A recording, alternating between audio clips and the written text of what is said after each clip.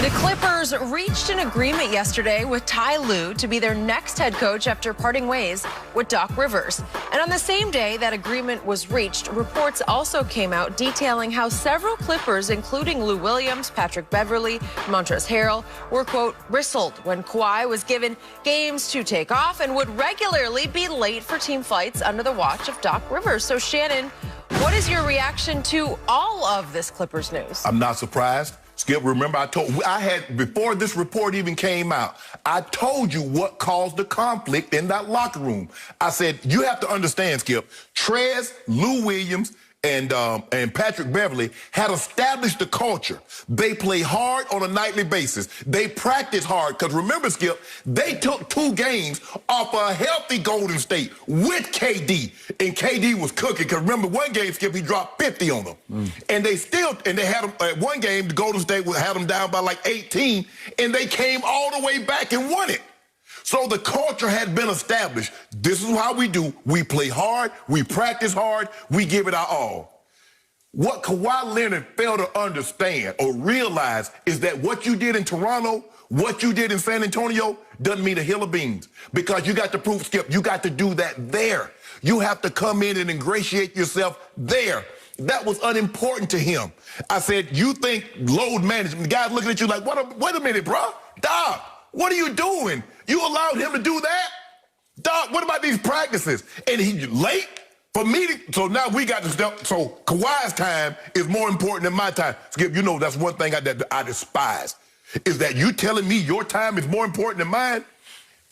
Because that's the privileges that he got when he was in Toronto. Kawhi was allowed to bring his fiancée or his girlfriend or whoever she was on the flight.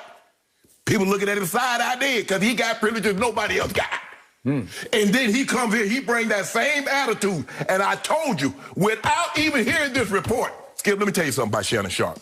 After playing 14 years, I wasn't a high draft pick. So I was a guy, low-round draft pick, so I got an opportunity to sit back and observe how the better players, how they acted, and then the lower players, how they reacted to how they were acting. And then as I moved my way up through the rankings, I made sure that the behavior that rubbed me and some of the other lesser tier players, I never displayed that. Once I became, keep telling you, Skip Bayless, I never played basketball, but I know the thinkings of an athlete. That was a problem. That's something Ty Lue's going to have to address. Now, Ty Lue is capable of addressing it because you remember, Skip, when he got the job at the Cleveland and LeBron James was trying to talk over him in the huddle, he said, Bron, in no uncertain terms, I got this. He stepped to Kyrie, bruh, this is what we need. And LeBron was like, Ty Lue, whatever you need, I got you. He's going to have that conversation with Kawhi. Paul George going to there thinking he LeBron, thinking he Kevin Durant. That rubbed guys the wrong way. And they got a coach fired. But that coach ain't hit the side of the backboard. That coach didn't score 2 points in Game 7. That coach didn't do that. Those guys alone, and those are going to be the guys that's going to have to fix it. They're going to have to change their behavior and their attitude. You know it. Or you hate it. Oh, Kawhi. I cannot tell you how much I disagree with every point you just made. I cannot tell you how much you just missed the boat. So Sharpe's swung lying. and missed. So Sharpe's lying. Who? Sharpe Sharini. No, I'm not talking about that. He's going to report this. Okay, so when did all those things occur? Early in the season. I'm talking about the old real season when they were actually flying to other cities to play games in, right? Yes. Okay, help me out. What did Shams report this? Did Kawhi miss any team planes while they were in the bubble? There was no fight. Thank you. Thank you. This happened early on. Were the conditions the same conditions that they sold to your Lakers, that your Lakers swallowed hook, line, and sinker? You better believe it. The Lakers said, whatever you want, Kawhi, we will do it. You know it and I know it. You want to load manage? We'll do it. Don't give me this BS that you're trying to say, oh, the Clippers bought a bill of goods. The Lakers sold out. They said, we'll do whatever you want. Don't give me this baloney. You know it, that you swallowed it. Let me ask you a question. LeBron James was telling all of his media cohorts, we got him. We got him. You don't think Uncle Dennis was selling the same stuff to the Lakers? Yes, we'll do it. Yes, we will. Whatever you want, Kawhi, we'll do it. Let me ask you this. Do you think these problems just rose out of the bubble? The bubble was the straw that broke the camel's back. Okay, look, I get it that you had some tough players who had been there last year, as you point out, and they did that. They pushed Golden State, not to the brink, but they scared them. Yes. That they took their pound of flesh out of Golden State. And I got it because I have nothing but respect for Montrez and Lue and Pat Bev because they got that dog in them. Yes. And I love them. That's why I picked them this year. And I get it that they're like, damn, we have to put up with it. Yeah, you do, because that's the deal that you signed on for. So early on in the season, Doc was having to manage internal issues and dissension because Kawhi wanted to live in his place, which is down near San Diego. Well, help me out. 100%. If you're going to fly out of, I assume they fly out of LAX, but I don't even know that. I assume they do. I assume they do if you're going to try to get to LAX from somewhere near San Diego, what's going to happen? You're going to be late. Well, unless you take a helicopter. Unless you take a helicopter, and for a while, I'm knocking on wood for this, but he was supposedly taking the Kobe helicopter, right? Yes. So I don't know how that impacted. Well, Skip, that's the only way you can get to LA from San Diego. I got it. So I don't know if the passing of Kobe changed all that. If he said, I got to drive now, and he started being late for flights. Because if you drive from somewhere near San Diego, you're just going to have, it's 2 hours with easy. no traffic. Okay, got it. I got traffic it. is done. And the deal with the fiance, I got it. Where that's a stipulation, that's part of the conditions of your signing on for this. Because he was in the most commanding position maybe any free agent's ever been in. Your catbird seat. Okay, that's the catbird seat. So I got it. So the point is that they had to fight through these issues earlier in the season.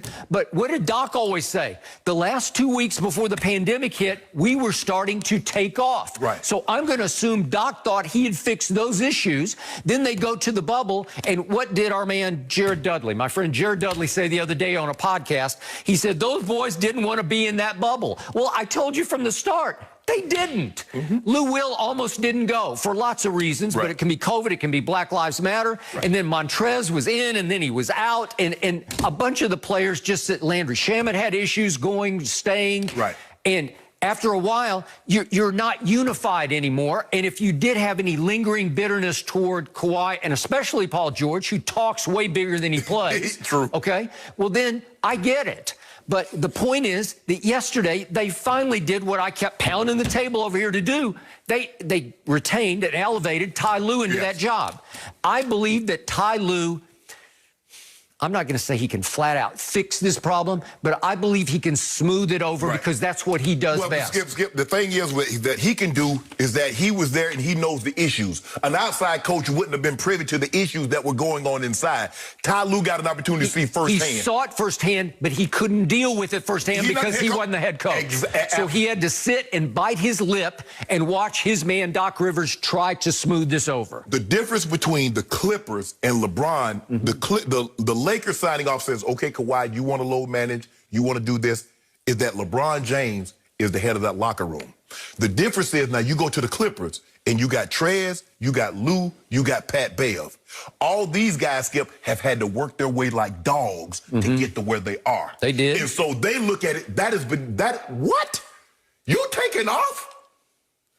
You load what? Okay, but to his credit, Kawhi's credit, once the playoffs started, he played every game. Because that's what he does. Well, he ain't got no choice. I mean, you can't load manage the playoffs. Okay, so when they went for those seeding games that ended the regular season, he did miss 2. Okay? But he always misses here, there. Right? Okay, so that didn't surprise me at all. But once it was time to play, he played.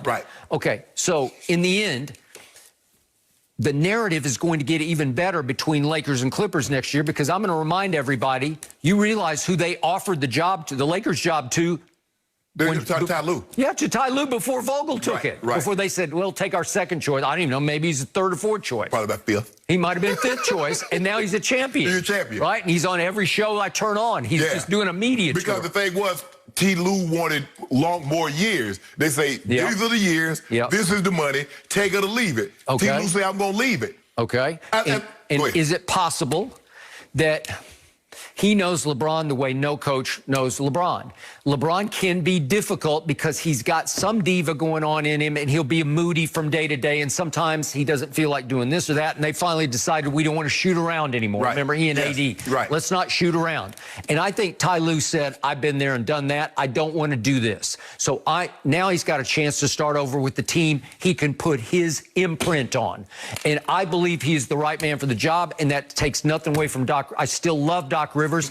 I think this team needed a new voice. And remember, Doc was in on the recruiting of Kawhi. Right. So Doc was in on the conditions, like he was selling the conditions to Kawhi. He agreed, load manage whenever you want. I don't think he agreed to missing or being late to flights. But I think the thing is, Skip, is that you have to understand when you sign off on a player, so you have to understand your locker room. You have to have a pulse. You have a sense of the locker room. It's just like in football, is that if you bring a bad actor in, you got to understand your locker room. How are they going to be perceived? Are they going to wrap their arms around them, or are they going to push back? You look at the Houston Texans. They say, look here, we don't even want y'all to bring Earl in. Forget signing. Don't even bring him in. So you have to understand that some locker rooms are more accepting. You look at Baltimore. Baltimore say, we got this. Okay. With whoever the apple is, New England Patriots, Skip, we got this. Some locker, so Doc didn't really, I think Doc missed this one. Doc missed that his guys, the guys in that locker room, the leaders, the Trez, the Pat Bevs, and the Lou Wills, how they were going to push back and be abrasive to this. And then Paul George, bruh, you not KD. You don't get to pick and choose what games you play. You don't get to pick and choose when you go in and out the game. And the way you acted, bro, you not LeBron. That rubbed them, Skip, is going to rub guys that work their asses off to get to where they got, and then see a guy come in there and he think just like, oh, I'm here, hey, new kid, hey, I'm good. He see Kawhi sitting over there like, well, I'm taking off too. Playoff P. So let me, yeah, with the two E's, that's what he ain't no playoff. That is true. I buy that. But let me ask you a question, though, Skip. And by the way, he melted down early in the bubble to the point he needed counseling. Remember that? Yes. Okay. Yes. So he was having his issues with the bubble. They all had issues with the bubble, way more than the Lakers had with